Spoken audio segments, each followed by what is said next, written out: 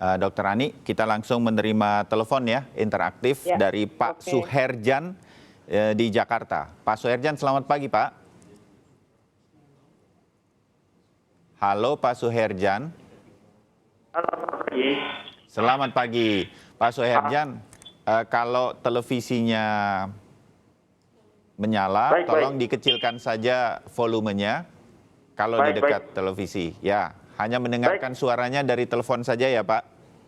Baik, Mas Bayu, Dokter Ani. Silakan. Ya, Dokter Ani, silakan. saya punya saudara dokter. Ya. Usianya 60 lebih. Hmm. Beliau terkena diabetes dan stroke. Hmm. Nah, kondisinya saat ini sedang kritis. Hmm. Nah, gimana caranya saya supaya bisa berkunjung tetapi tetap dengan protokol COVID-19 ini, Dok? Gimana caranya supaya beliau juga tidak tertular, takutnya saya OTG gitu loh, Dok.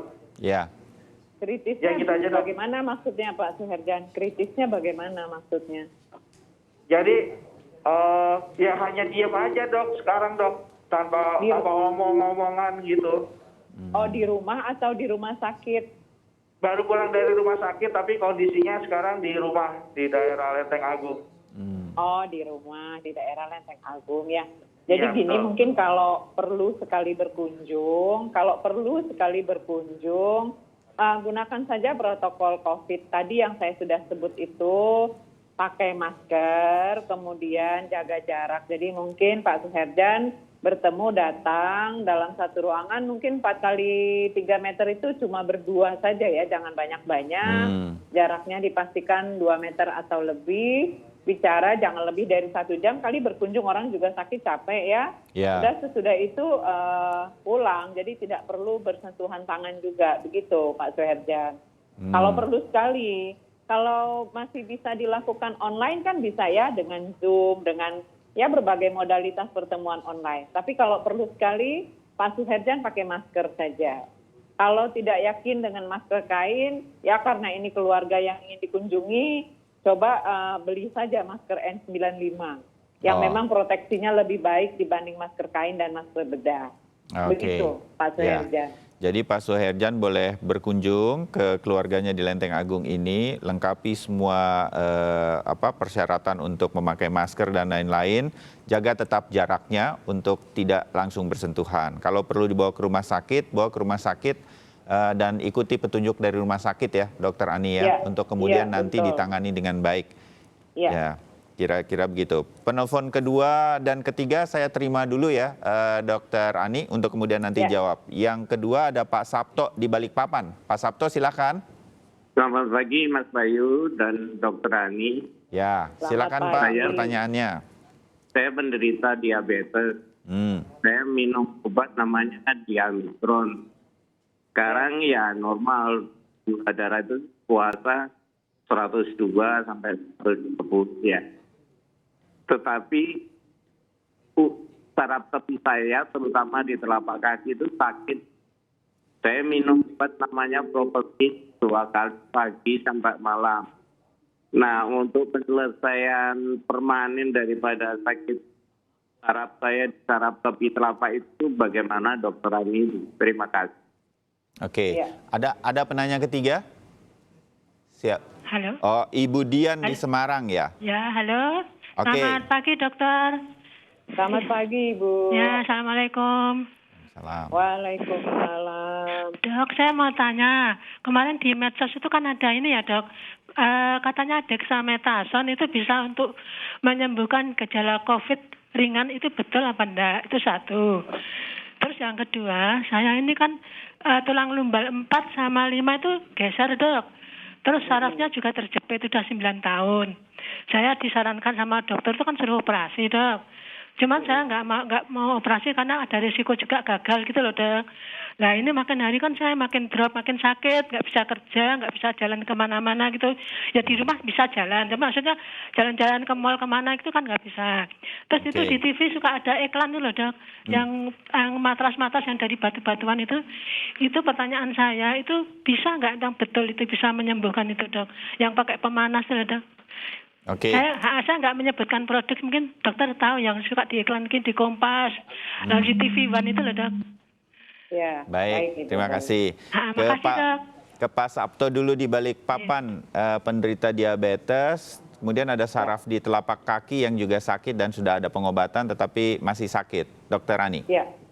Ya, itu namanya neuropati ya Pak Sabto ya, merupakan salah satu komplikasi dari diabetes mellitus. Jadi kalau sudah berlangsung lebih dari 2 tahun dan gulanya unkontrol, maka akan merusak saraf-saraf di kaki dan tangan.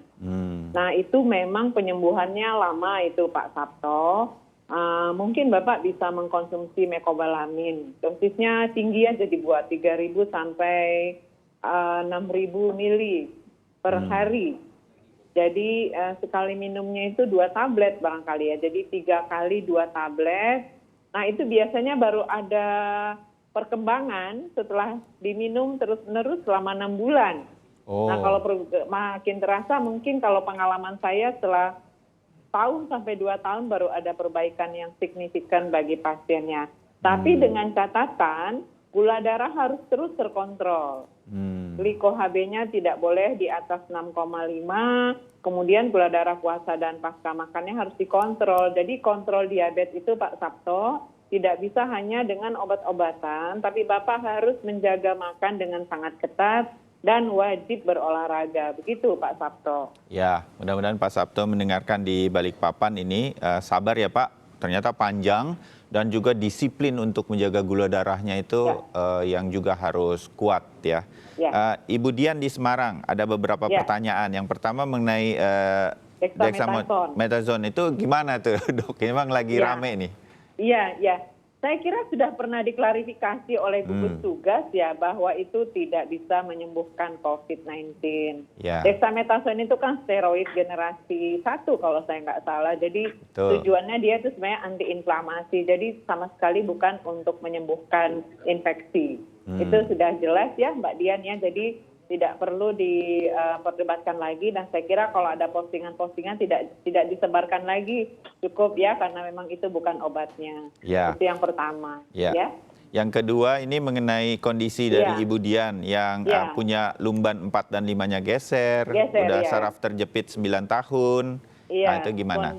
Spondylolistesis ya. Jadi tergantung sebetulnya itu Mbak Dian. Kalau di kami di neurologi, kalau memang bantalan tulangnya atau nukleus pulposusnya bulging saja, kita masih bisa dengan terapi konservatif.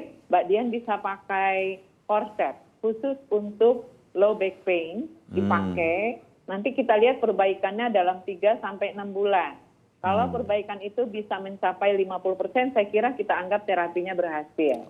Tapi kalau nukleus pulposusnya sudah pecah, ekstrusio namanya, maka tidak ada pilihan lain, memang harus operasi.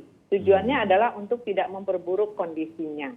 Jadi kondisinya ini seperti apa dulu, dan di lumbal 4-5 itu ada ekor-ekornya saraf kita, dan memang berbahaya kalau nanti itu terus-menerus terjadi, bisa terjadi yang lebih berat gitu. Jadi dilihat saja dulu ini kasusnya sudah sampai mana beratnya. Jadi boleh pakai korset saja cukup, tapi memang harus sangat teratur ya Mbak Dian. Pakai terus kecuali tidur dan mandi. Dan itu terus-terusan selama 3 sampai 6 bulan. Pengalaman kami di poli kami dengan begitu perbaikannya sangat banyak, sangat baik. Ya. Jadi nggak usah pakai batu-batuan tadi, nggak usah. Oh itu dia, saya mau mengingatkan untuk ada yang orang kan suka tergoda untuk membeli, ada matras dengan batu-batuan mungkin menghangatkan. Jadi nggak usah ya dok. Menghangatkan kan hanya sampai di kulit. Ini kan masalahnya lebih dalam lagi daripada itu. Jadi penggunaan korset itu tujuannya menstabilkan postur. Jadi posturnya menjadi stabil dengan harapan jadi bagus stabil. Kemudian tentunya tetap harus ditambah dengan latihan fisik untuk menguatkan otot-otot belakang. Jadi back muscle-nya dikuatkan karena di belakang itu selain saraf, tulang, ada otot juga menjadi tumpuan badan kita. Jadi olahraga itu penting sekali. Baik. Terima kasih Dokter Rani. Cukup jelas nih tampaknya untuk Mbak Dian di Semarang. Mudah-mudahan bisa dikontrol terus untuk diketahui sampai sejauh mana sekarang kondisi dari saraf terjepitnya. Dokter Rani Hasibuan, terima kasih dok. Pertanyaan-pertanyaannya tampaknya mengarah nih ke spesialisnya dokter dan kita dapat wawasan yang menarik dari dokter berkaitan dengan stroke tadi dan juga mengenai saraf terjepit dan lain-lain. Kita ketemu lagi lain waktu, Dokter Ania Hasibuan. Terima kasih. Sama-sama.